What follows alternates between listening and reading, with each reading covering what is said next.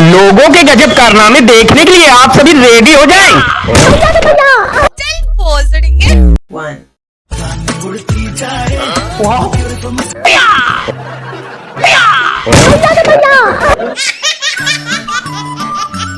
Two. अब ये पापा की परी हमें बैक फ्लिप करके दिखाएगी, तो okay madam ready. Mahendra Baahubali.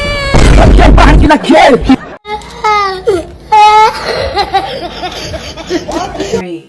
ये माँ का मगरमच्छ केला खा के छिक्कल रोड पे फेंक देता है। गलत बात है भाई, अगर दीदी फिसल गई तो गिरना नहीं दीदी, नहीं नहीं नहीं, नहीं, नहीं। अबे साले। ये माँ का मगरमच्छ अब हमें एक्सरसाइज करना सिखाएगा।